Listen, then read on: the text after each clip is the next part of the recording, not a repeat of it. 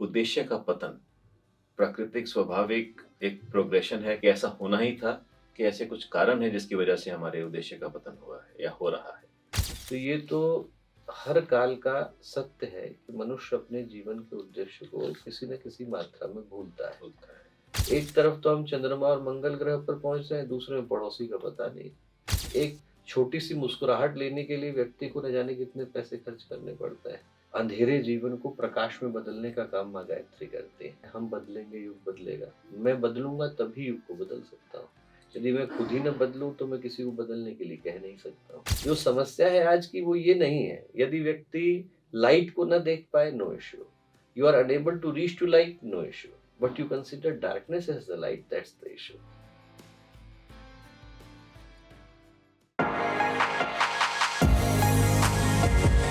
Voice आजकल और medium your message. नमस्कार, वॉइस आजकल में आपका स्वागत है। वॉइस आजकल आवर मीडियम योर मैसेज। आज हमारे पास एक ऐसे विशेष मेहमान आए हैं जिनके बारे में कुछ भी कहना जो है वो शायद मुझे शोभा नहीं देगा। मैं आपकी उनसे ही बात कराता हूँ। हमारे साथ हैं ऑल वर्ल्ड गायत्री परिवार के डॉक्टर चिन्मय पांडे जी। चिन्मय जी, आपका स्वागत है। धन्यवाद गौतम जी। चिन्मय जी, गायत्री परिवार के बारे में जितना मैंने जाना है उतना ही एहसास हुआ है कि हमें कुछ नहीं पता उसके बारे में। तो हमारे सिडनी के ऑस्ट्रेलिया के निवासियों के लिए अगर आप एक इंट्रोडक्शन दे सकें, जैसे भी आप चाहें, ताकि उनको एक आइडिया हो जाए कि कितनी बड़ी ऑर्गेनाइजेशन है ये। गायत्री परिवार जो है गौतम जी, वो उसके नाम के अंदर छिपा हुआ है। हर व्यक्ति का परिवार होता है और हम लोग उन्हीं का परिवार है। जिन लोगों का ये भाव है कि उनको भारतीय संस्कृति के लिए चली आ रही है आध्यात्मिक परंपरा के उत्थान के लिए कुछ करने की आवश्यकता है, उनका परिवार गायत्री परिवार है। आंकड़ों की दृष्टि से देखें तो संभवतः भारत का सबसे बड़ा परिवार है। 15 करोड़ सदस्य हैं, 5,400 से ज्यादा केंद्र हैं, 80 से ज्यादा देशों में शाखाएं हैं और 23 से ज्यादा देशों में अपने केंद्र हैं। पर जो उसके पीछे का भाव था गुरुदेव का, बड़ा ही अद्भुत भाव रहा, लौकिक भाव रहा। दो ही चिंतन उन्होंने दिए, आत्म परिष्कार और लोक मंगल, self embellishment, social upliftment. I should be a decent human being and I should try to make society a better place to live. तो जितने भी उसके क्रियाकलाप हैं, गतिविधियां हैं, वो इन्हीं चीजों से निकल करके आई। पर चूंकि केंद्र में गायत्री की उपासना वो उसके अंदर रहा कि अपने जीवन को बदलने के लिए गायत्री को हम लोगों ने उस शक्ति के रूप में जाना जो व्यक्ति के जीवन को सदा के लिए परिवर्तित करती है, परिमार्जित करती है। जब शास्त्रों में व्याख्या आई है तो गायत्री के लिए कहा गया, गायत्री वेद जननी, गायत्री पापनाशिनी, गायत्र्यास्तु परमनास्ति दिव्य चैवच पावनम। मेरे अंधेरे जीवन को प्रकाश में बदलने का काम माँ गायत्री करती है। और चूंकि वो परंपराएं हम लोगों के केंद्र में रही, इसलिए नाम हम लोगों ने गायत्री परिवार के रूप में आकर्षित किया। पर जो भाव था गुरुदेव का वो यही था कि व्यक्ति अपने को बदले तो दुनिया को बदल सकता है। और मेरे बदलने की शुरुआत जिस दिन होती है उसी दिन मैं समाज को बदलने के लिए तैयारी कर पाता हूँ। तो इसलिए जो केंद्र में नारा रहा, हर व्यक्ति जानता है, हम बदलेंगे युग बदलेगा, मैं बदलूंगा तभी युग को बदल सकता हूँ। यदि मैं खुद ही न बदलूं तो मैं किसी को बदलने के लिए कह नहीं सकता हूँ। जी। तो उसके पीछे का आधार यही रहा। अब इनके बारे में अगर हम जानते हैं गायत्री परिवार के बारे में, तो पता चलता है कि एक फ्यूचरिस्टिक अप्रोच है, बट रूटेड इन एंशिएंट वैदिक विजडम। तो एक तरह की ये ड्युअलिटी है ये। इसको आप कैसे एक्सप्लेन करेंगे?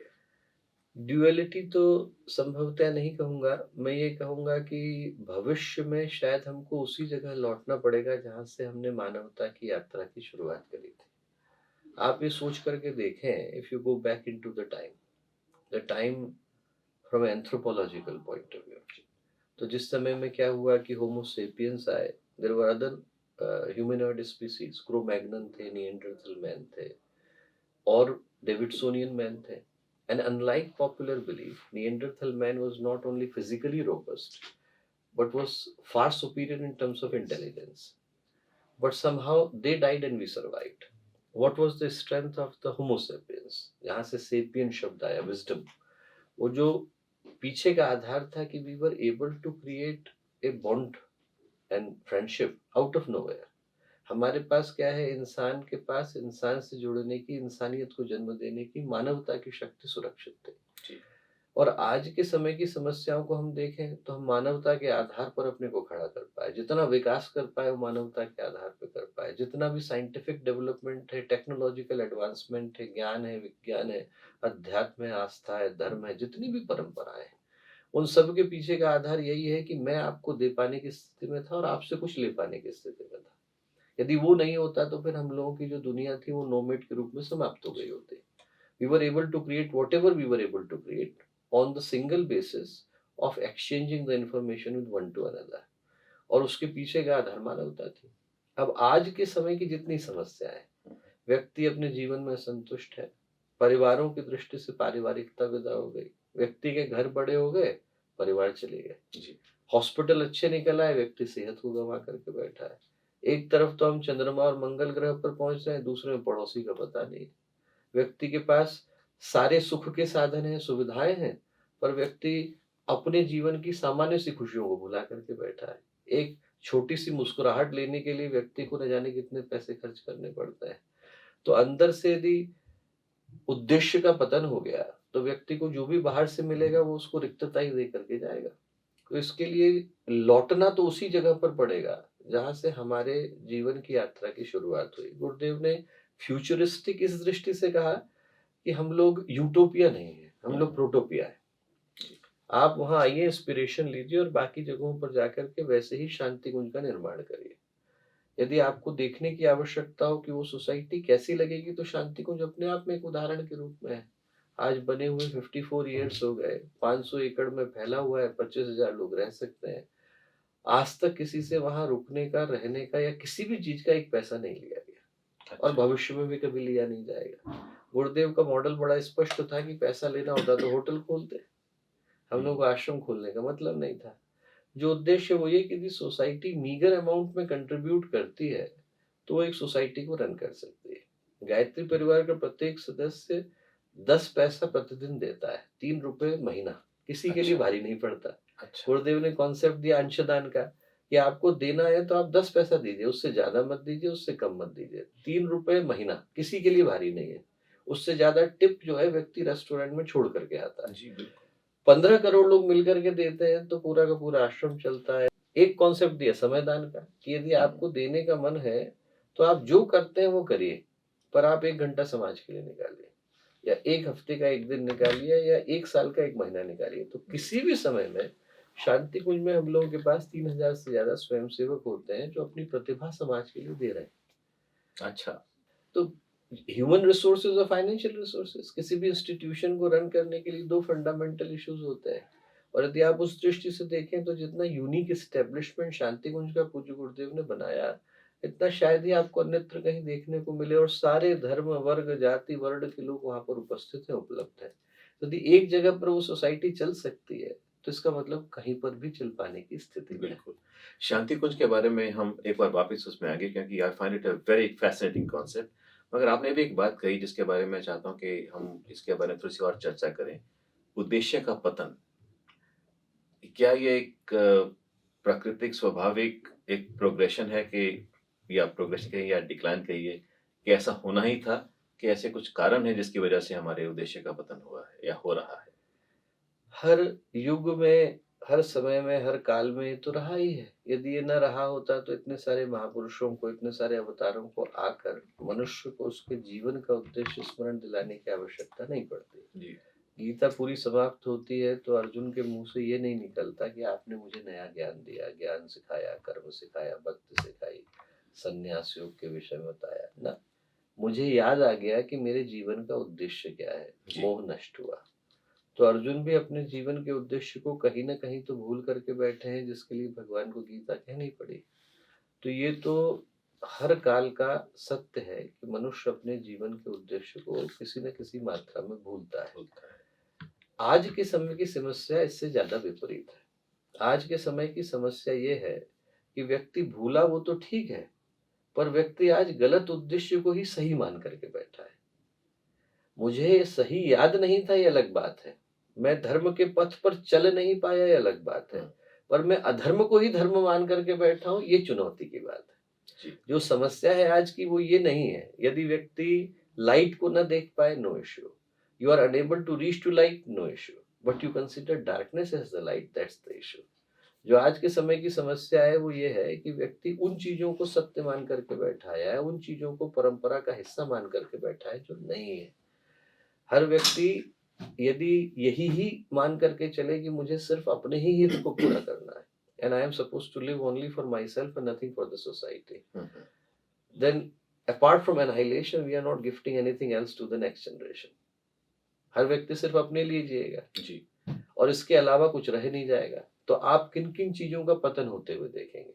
मेरे जीवन के उद्देश्य का पतन होते देखा, स्वास्थ्य का पतन होते देखा, व्यक्ति की मानसिकता का पतन होते देखा, पारिवारिकता का पतन होते देखा, समाज की परंपराओं का पतन होते देखा, और फिर बाकी की चीजें तो अपने आप चली जाती है।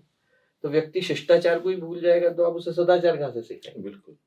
व्यक्ति यदि परिवारों का प्रेमी भूल जाएगा तो उसे ईश्वर का प्रेम कहाँ से सिखाएंगे?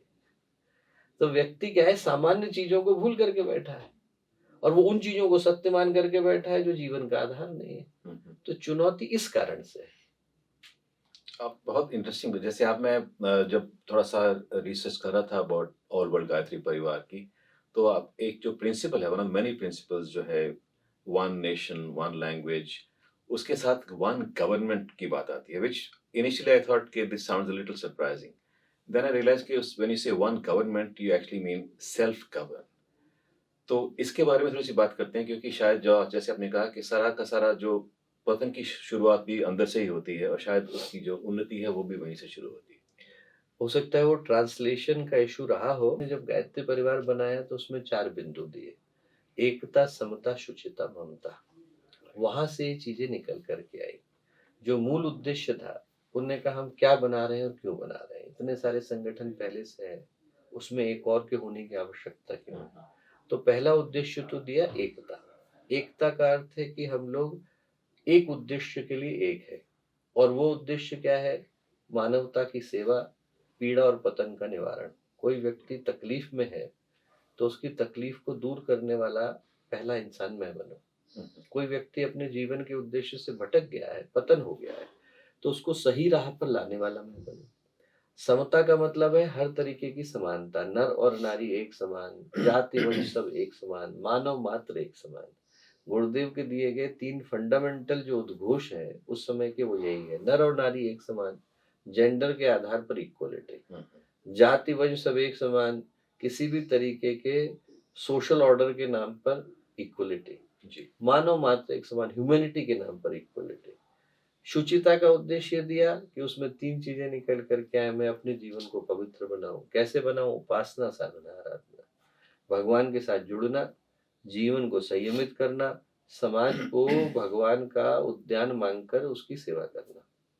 समाज को भगवान का उद्यान मानकर हम उसके माली, ये सोच करके कि हर जगह पर कण कण पर वही चेतना विद्यमान है, उस परमात्मा की सेवा करना। ये गुरुदेव के दिए गए जो सूत्र है वो उसके पीछे का आधार थे। वो जो आधार है वो इस आधार पर निकल करके आया कि एक तो सब लोग एक हों। आज की समस्याएं इसका बेहतर प्रमाण है। आज यदि कल को इकोलॉजिकल डिजास्टर आता है कहीं पर, तो उसका प्रभाव चाहे भले से किसी एक देश ने सारी समस्याओं को जन्म दिया हो, पर परिणाम तो सारी मानवता को भुगतना पड़ता है। आप ये नहीं कह सकते हैं कि यदि इसके लिए जिम्मेवार है तो इसी जगह पर जो है सारी समस्याएं आनी चाहिए। वो क्लाइमेट तो हर जगह का डिस्टर्ब होता है, तो इसका मतलब यह है कि मानवता को एक साथ जूझने की आवश्यकता है। न्यूक्लियर डिजास्टर होता है तो उसका प्रभाव हर एक को लेना पड़ता है। हेल्थ की प्रॉब्लम से तो उसका प्रभाव हर एक को लेना पड़ता है। कोई वायरल आउटब्रेक हो गया तो उसका प्रभाव हर एक को लेना पड़ता है।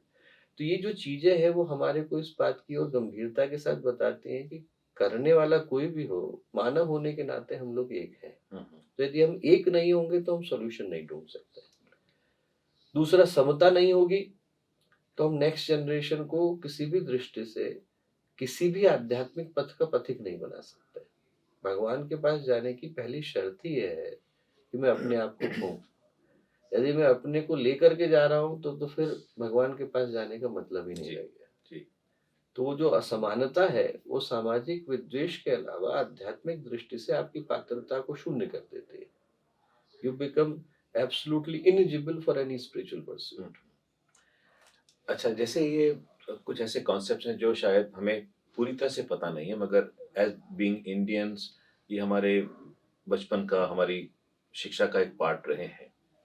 मगर जैसे आपने मुझे बताया कि गायत्री परिवार की जो अपील है, उसकी जो एक उसने काफ़ी जो हमारे नॉन इंडियंस और नॉन हिंदू फेथ के लोगों को भी अट्रैक्ट किया है अलग-अलग कंट्रीज़ में। जैसे आपने कहा लैटविया में शायद अच्छे खासे हों और जगह पे भी होंगे। तो इसको आप किस बात से कनेक्ट करते हैं? Why do they feel attracted? Obviously there is something very universal about what Gayatri Parivar talks about. First of all, there are two things that are there in the message. One is the concept of Gayatri itself. दूसरा सेवा, गुरुदेव ने 4 सूत्र दिए, साधना, स्वाध्याय, संयम, सेवा। किसी भी व्यक्ति को अपने को अच्छा इंसान बनाने के लिए 4 चीजों को करने की आवश्यकता है। साधना का पथ, अच्छी पुस्तकों का अध्ययन, जीवन को संयमित बनाना और सेवा में लगना। तो ये जो 4 सूत्र हैं उनमें से सेवा से हर व्यक्ति रिलेट करता है, चाहे वो लाटविया में बैठा हो, लिथुएनिया में बैठा हो, पोलैंड में बैठा हो, क्रोएशिया में बैठा हो। पर जो महत्वपूर्ण कारण है वो ये है कि गायत्री की जो पुकार है वो शाश्वत पुकार है। गायत्री मंत्र का यदि हम लोग अर्थ उठा करके देखें तो उसमें हम लोगों ने उस शक्ति से प्रार्थना करी जिसने पूरे विश्व ब्रह्मांड को जन्म दिया। तत् सवितुर्वरेण्यम। सविता का मतलब होता है सर्वस्व प्रसविता, भगवान सूर्य का वो स्वरूप जिसने पूरे ब्रह्मांड को जन्म दिया। जो आप हिंदी में जाएं तो हिंदी में क्या है, लेबर पेन किसी को हो रहा है तो उसके लिए जो शब्द है वो है प्रसव। और वो जो प्रसव शब्द है वो सविता से आया, जो सबको जन्म देती है। जन्म ही नहीं देती बल्कि लेबर पेन के कष्ट से भी गुजरती है। You can still give birth bye cloning someone, but that doesn't make you mother. Mother होने के लिए जो एसेंशियल क्वालिटी है, कैरेक्टरिस्टिक है, वो ये कि आपको उस कष्ट से भी गुजरना पड़ता है जिससे माँ गुजरती है।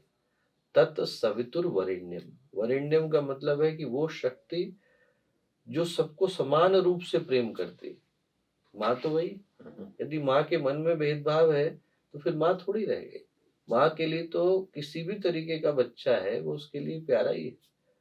वो आचार्य शंकर ने कहा है ना कि एक बार पुत्र कुपुत्र हो जाए माता को माता न भवते। माता को माता नहीं हो सकती, पुत्र जरूर हो सकता है कि उसके द्वारा कुपुत्रता हो जाए। भर्गो देवस्य धीमहि। भर्गो का मतलब है कि मेरे अंदर संकल्प को पैदा करिए। देवस्य का मतलब है कि मेरे अंदर उन गुणों को पैदा करिए जिनसे मैं देवत्व की ओर ऊपर उठता चला जाता हूँ। धीमहि का मतलब मेरे अंदर हर कण के अंदर भगवान को देखने की क्षमता पैदा करिए। धियो का मतलब है सतपथ। योनः का मतलब है मुझे अकेले को मत दीजिए, सबको दीजिए। न अस्माकम।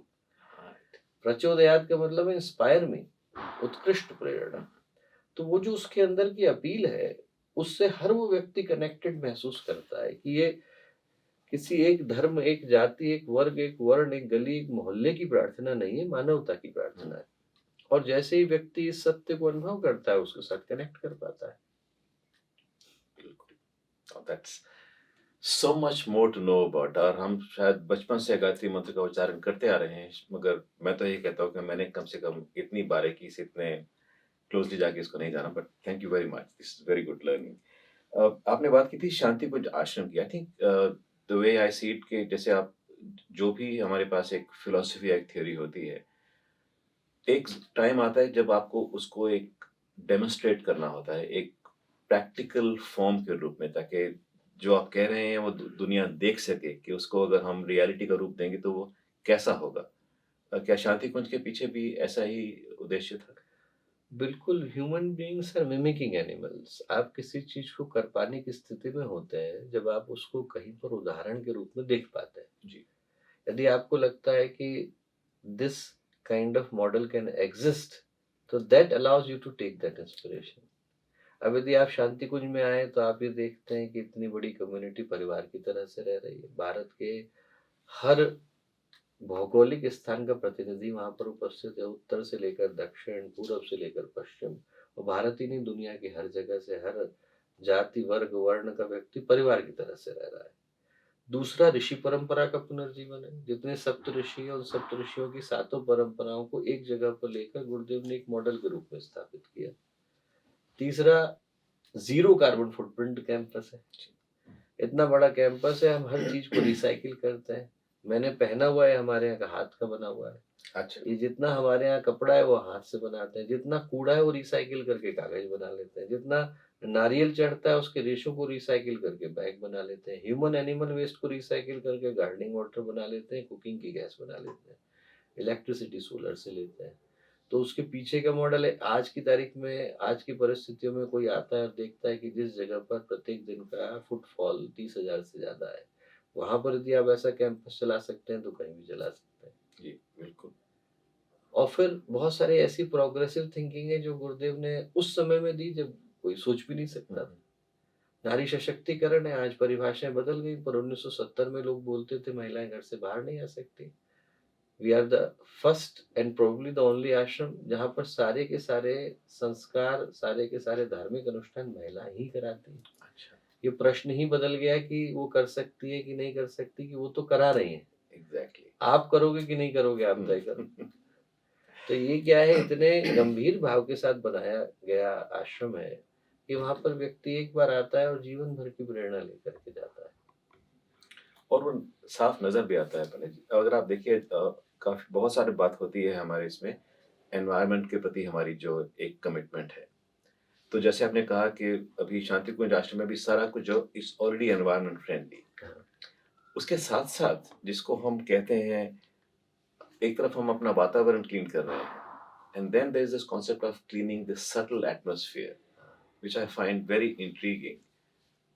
इसके बारे में बताइए कुछ। हिंदी में दो शब्द हैं, पर्यावरण है, वातावरण है। पर्यावरण जैसे अंग्रेजी में तो एक ही शब्द है, पर हिंदी में दो है। जी।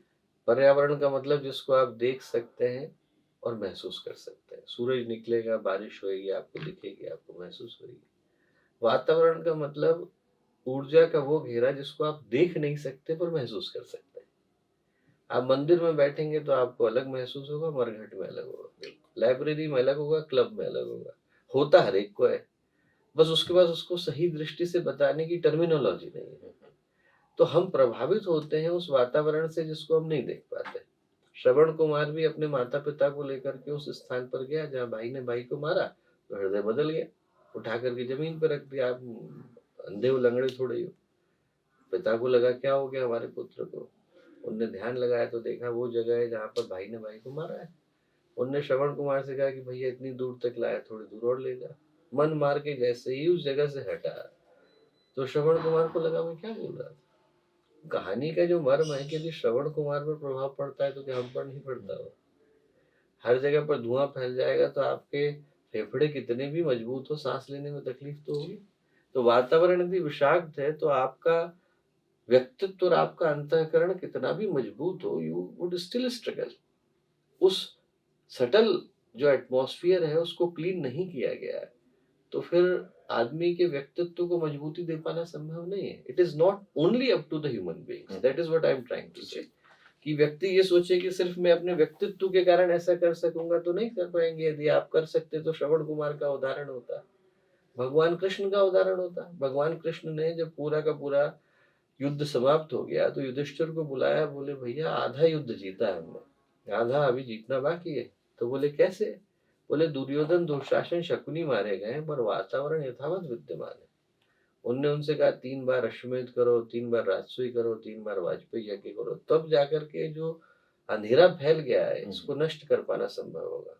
भगवान राम ने रावण को मारा, सबसे पहले वाराणसी गए और जाके दशाश्वमेध घाट पर बैठकर अश्वमेधों को किया।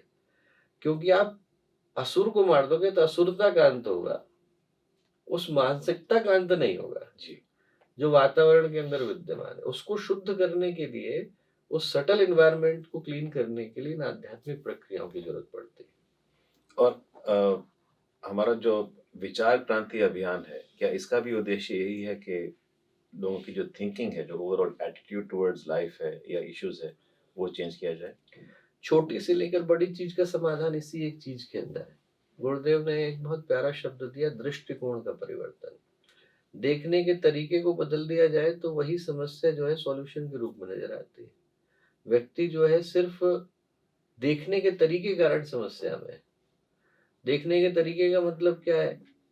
भारत में माता पिता ने 75 लाख रुपए बचा करके एक बच्चे को गाड़ी खरीद के दी। पहला काम उसने ये किया कि उसने ले जा करके नहर के अंदर डाल दी। क्यों?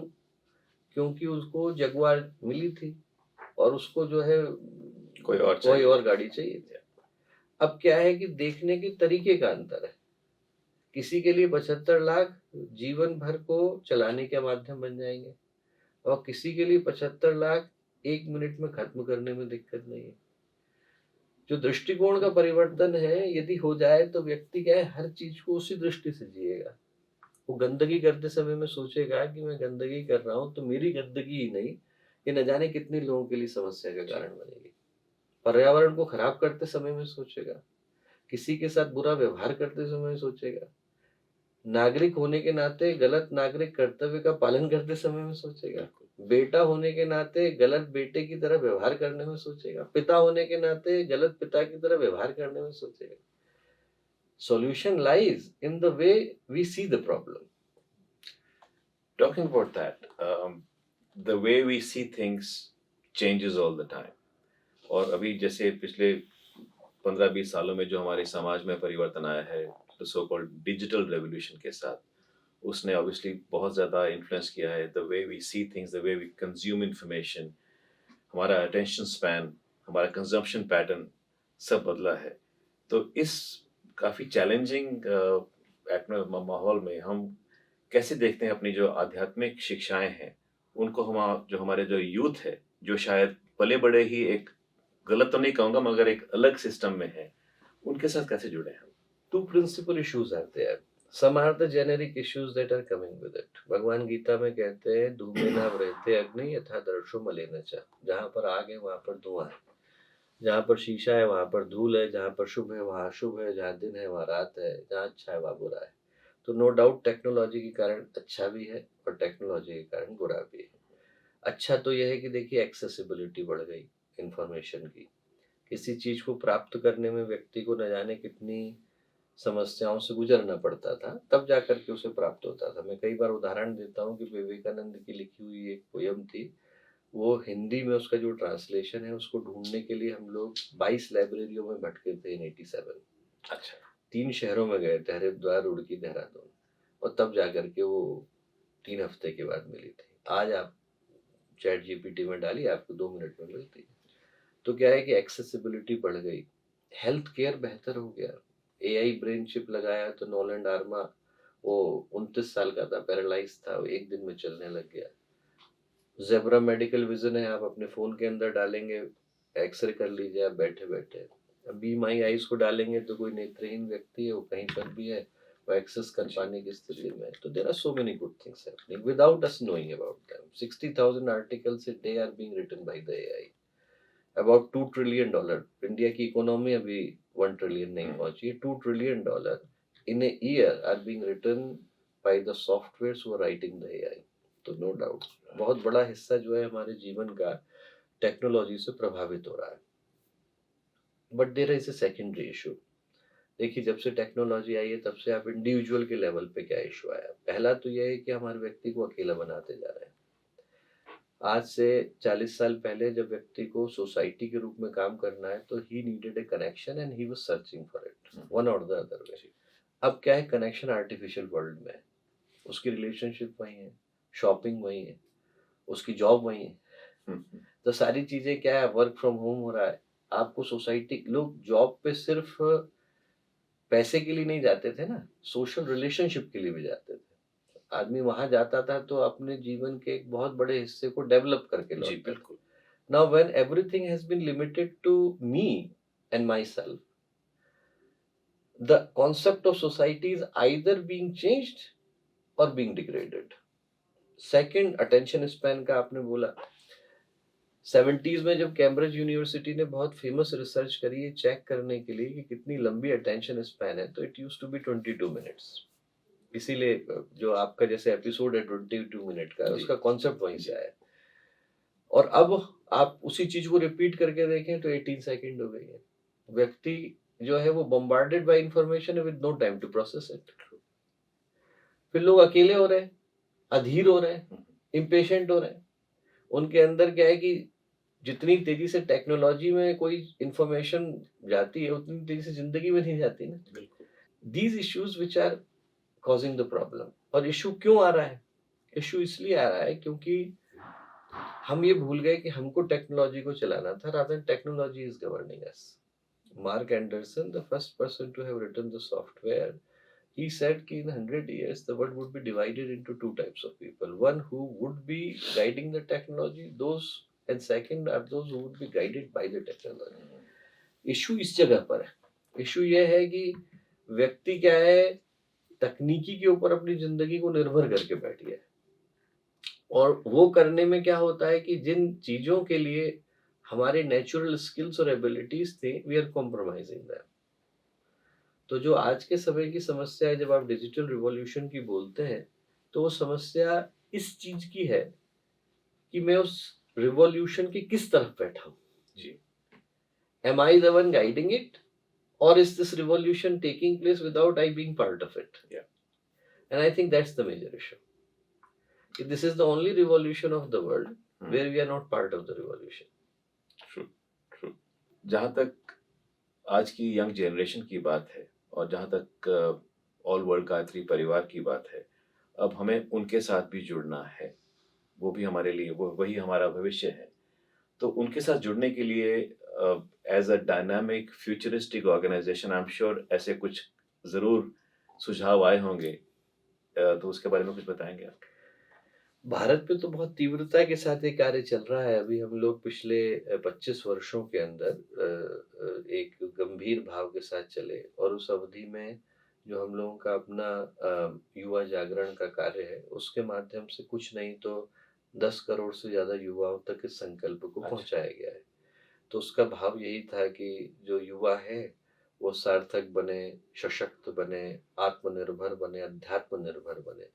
इस भाव के साथ किस तरीके के युवाओं की आवश्यकता है, और जिन युवाओं ने उस कार्य को किया, जब आदरणीय डॉक्टर साहब ने संकल्प को दिलाया, तो उस संकल्प के कारण न जाने कितनों ने कितने अच्छे कार्य को किया।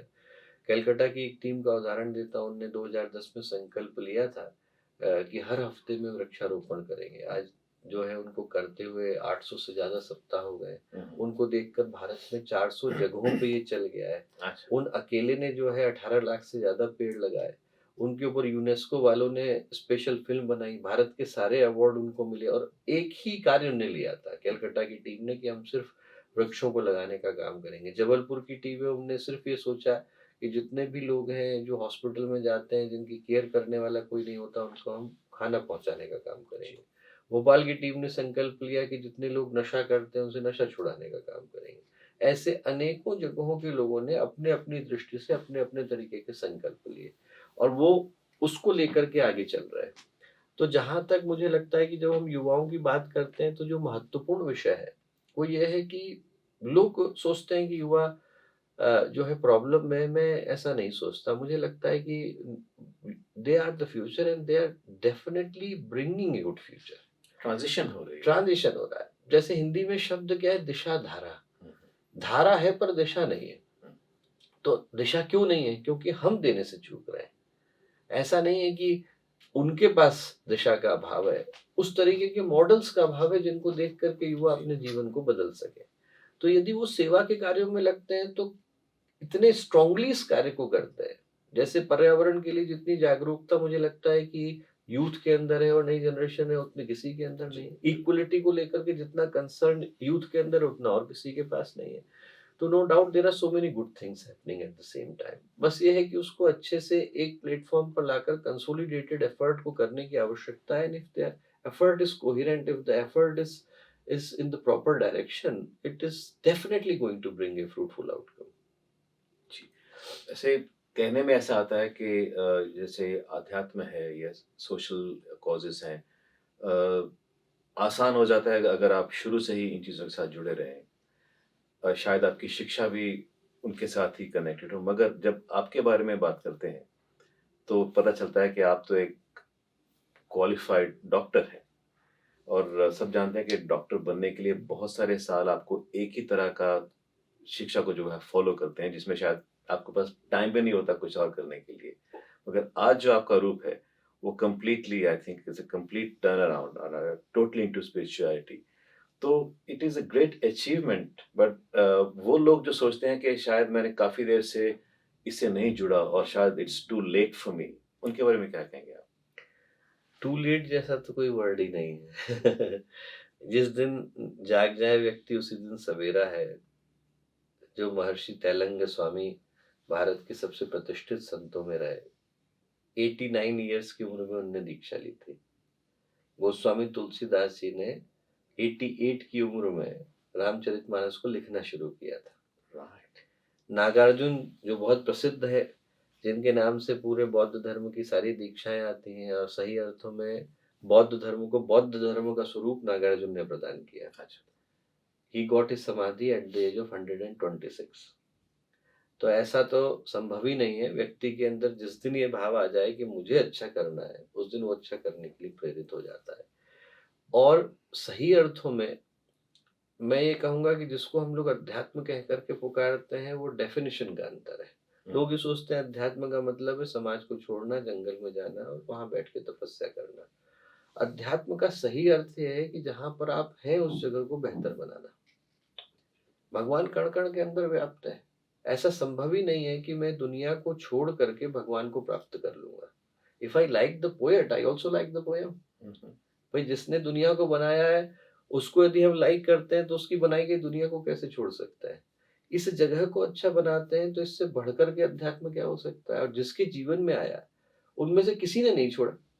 बुद्ध ने छोड़ा क्या, बल्कि वो तो समाधि को प्राप्त करने के बाद लौट करके आए। महावीर ने छोड़ा क्या, वो छोड़ने के बाद चाहे समाज को लौट करके आए।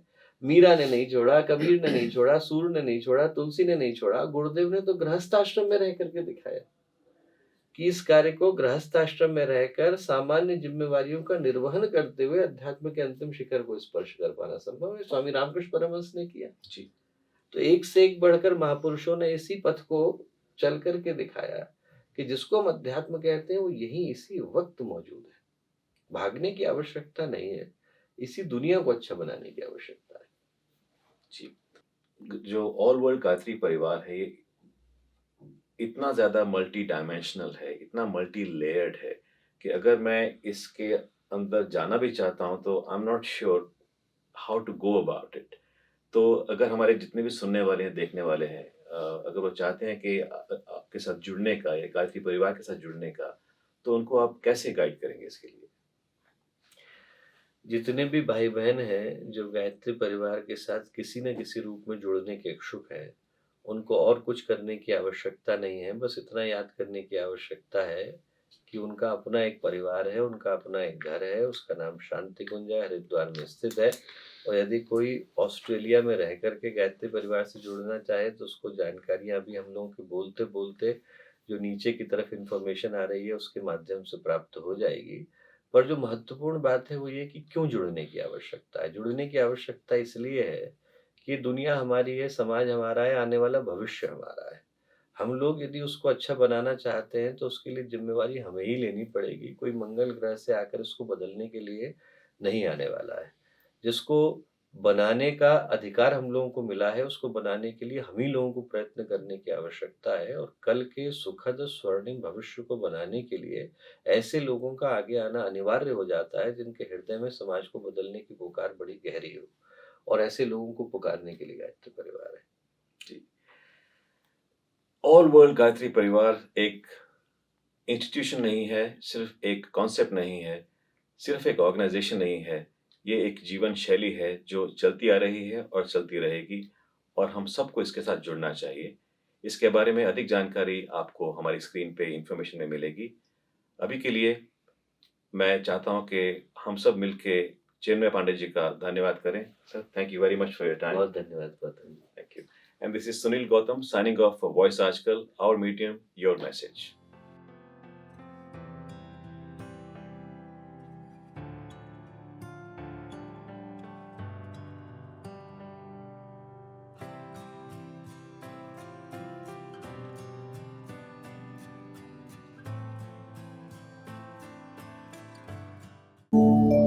VG Times. Be with the times.